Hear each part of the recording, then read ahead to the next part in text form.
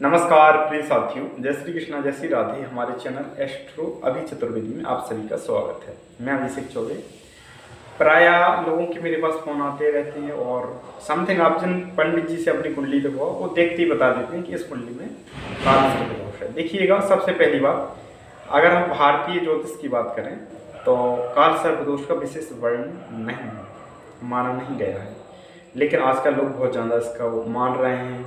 और देखिएगा, जब परेशान इंसान रहता है तो दूसरों के पास जाता है और दूसरा इंसान को समझ में नहीं आता है तो वो दो चीज़ें बताता है, काल सर्प दोष, पितृ दोष।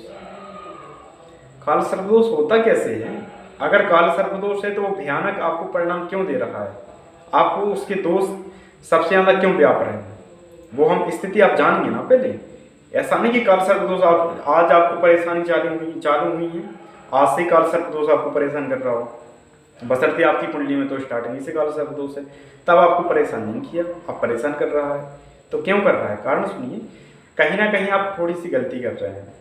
हमारे शास्त्रों में लिखा हुआ है, अगर आप शिवलिंग आपके घर में है, शिवलिंग के आप स्नान करवा रहे हैं सुबह और उस शिवलिंग का जल आप तुलसी जी में डाल रहे हैं, तो आप यकीन मानिए कि काल सर्प दोष अगर होगा आपकी कुंडली में, बहुत ज़्यादा आप पे दुष्परिणाम उसके पड़ेंगे। ठीक है, साथ ही अगर नहीं भी है तो भी अगर आप ऐसा कर रहे हैं तब भी आपको इसके दुष्परिणाम झेलने पड़ेंगे। ठीक है ना। दो काल सर्प दोष का ऐसा मुझे लगता है लाइफ में बहुत सारी परेशानियां, अगर आपके घर में लड़ाई झगड़े होते हो, चिड़चिड़ापन रहता हो, आपका काम कुछ दिन चलता हो, नहीं चलता हो, ऐसी स्थिति हो रही हो, तो क्या काल सर्प दोष के लक्षण है? हाँ, बिल्कुल काल सर्प दोष के लक्षण है। काल सर्प दोष पहले क्यों नहीं व्यापता था लोगों को, आज क्यों व्यापने लगा? और पितृ दोष आज क्यों व्यापने लगा, पहले क्यों नहीं व्यापता था? आपको मैं बता दूं बहुत अच्छी जानकारी। पितृ दोष आपके पूर्वज किसी की अकाल मृत्यु हुई हो या मरने से पहले उनकी कोई इच्छा हो जो कि रह गई हो, या फिर आप गलत रास्ते पे जा रहे हो। जैसे कि आपके पूर्वज सात्विक थे, आप आजकल मदिरा पान कर रहे हैं, आप डेली मतलब कि मांस खा रहे हैं, तब जाहिर सी बात है कि पितृ आपके परेशान करेंगे। पितृ क्या चाहते हैं? वो क्या चाहते हैं? वो ये चाहते हैं कि हम भाई जो चीज़ जोड़ के गए हैं उसको आप संभाल के रखो।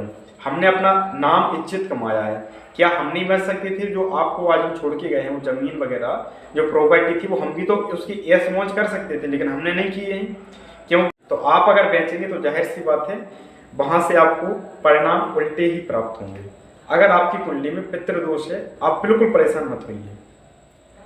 सुबह आपके घर की जो भी लेडीज हैं, स्नान मतलब कि जैसे उठें सुबह, मतलब कि सो के उठें, आप अगर अपने घर के बाहर आंगन जिसे कहा जाए, उसको आप पहले तो क्या होता था, गोबर से लीप देते थे, आजकल धुल देते हैं। अगर आपके पास पानी अवेलेबल है तो आप धुलिए अपने मेन गेट को। धुल नहीं पा रहे हैं तो आप जरूर जल छिड़किए, ऐसा जरूर करना चाहिए।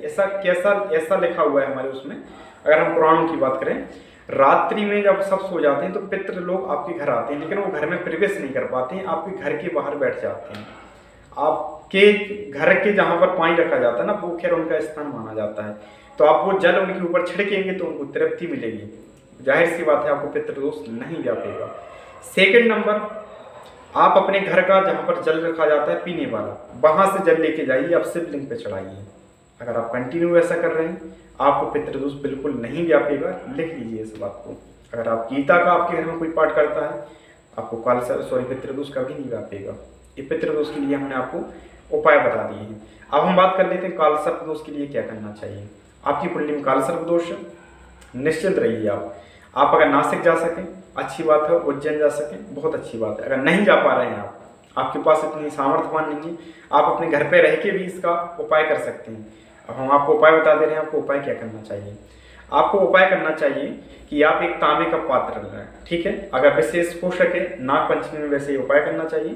तांबे के पात्र, उसमें आप चीनी भर लें और नाग पंचमी के एक दिन पहले आप अपने जिस बेड पे सो रहे हैं उसके सिरहाने पर रख लें। ठीक है, सिरहाने बाजू में, कि वो गिर ना जाए चीनी। उसमें आप सर्प, जो चांदी के आपने सर्प बनवाए नागिन, उनको भी डाल दें। वैसा करके सुबह आप स्नान करने के बाद उसको शिवलिंग पे चढ़ा दीजिए, विशेष नाग पंचमी में। ऐसा करने से भी काल सर्प दोष नहीं व्यापता है। और काल सर्प दोष अगर आपको है तो आप परेशान मत होइए।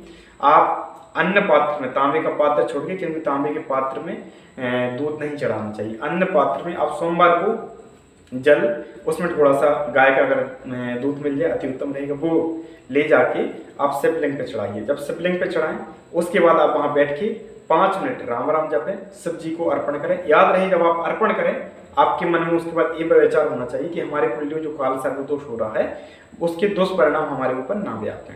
ऐसा करके आप कुछ दिन करके देख लीजिए, ना तो आपको काल सर्पदोष परेशान करेगा, ना ही आपको पितृदोष परेशान करेगा।